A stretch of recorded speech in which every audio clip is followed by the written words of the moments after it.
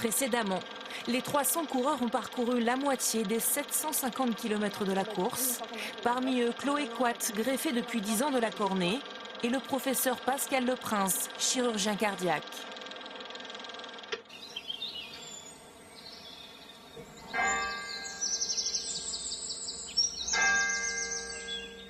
À force de courir nuit et jour, il est clair que les jambes sont aussi lourdes que les paupières.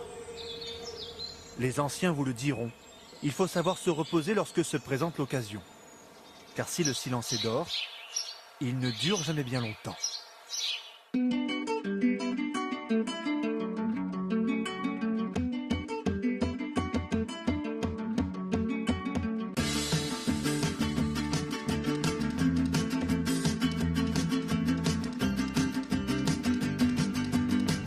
Immédiatement, la question qui vient, c'est pourquoi? Ou du moins, comment? Comment la course du cœur en est arrivée là? Disons qu'à mi-course, ces artifices ne sont qu'un bon moyen de se changer les idées. Aux côtés du professeur Leprince, l'équipe de la Pitié-Salpêtrière est facile à démasquer. En fin de compte, ici, seuls les sentiments ne sont pas déguisés.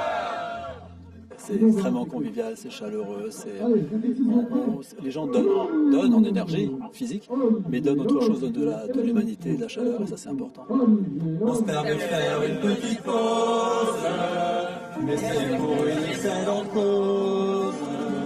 Le don sert à sauver des vies, l'espoir passe donc par votre oui. Chaque équipe a composé une chanson sur le don d'organes, une parenthèse musicale, mais aussi militante.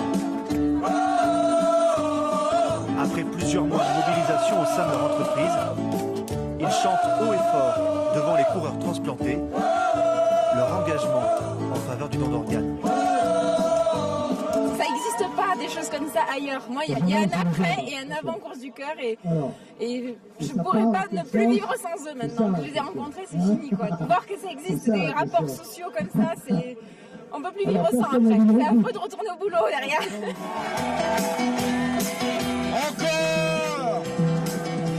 Dans l'immédiat, il faut surtout retourner courir. Les coureurs greffés en maillot rouge partagent certains kilomètres avec les autres concurrents de la course. Ils ont passé un test d'effort avant de s'engager. Des médecins les accompagnent tout au long du trajet. Qu'ils soient greffés du rein, du foie ou même du cœur, ils courent à leur rythme, mais ils courent. Être greffé, en fait, c'est assez particulier parce qu'effectivement, on peut courir, on peut faire du sport et tout. Mais voilà, on prend tous les matins nos médicaments, tous les soirs. Donc c'est ça qui nous rappelle que nous sommes greffés. Là, bon, on fait un peu moins que les autres. Mais je me sens aussi bien que n'importe quelle personne ici, quoi. La course est aussi un bon moyen de sensibiliser. À commencer par les plus jeunes.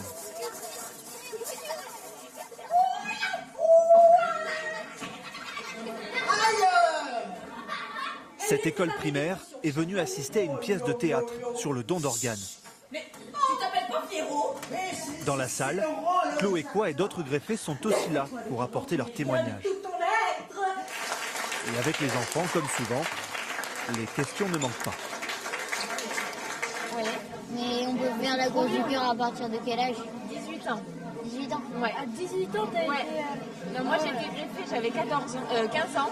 Et on a le droit de faire la course du cœur à partir de 18 ans.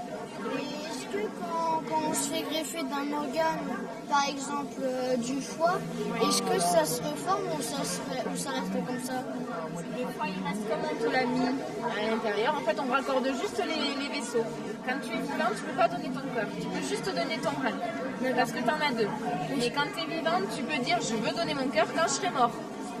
Sinon, tu peux pas vivre sans ton cœur, c'est sûr. Plus ils vont être éduqués tôt, entre guillemets, à ça, plus on a de chance que les gens parlent entre eux. Le problème qu'on a eu avec l'ancienne génération, c'est que la mort, c'est un peu tabou. Et du coup, c'est un petit peu difficile de le faire rentrer dans les mœurs. Si déjà dès cet âge-là, on commence à leur en parler, on a des chances que ça soit comme le portable, ça va être beaucoup plus facile après, quoi.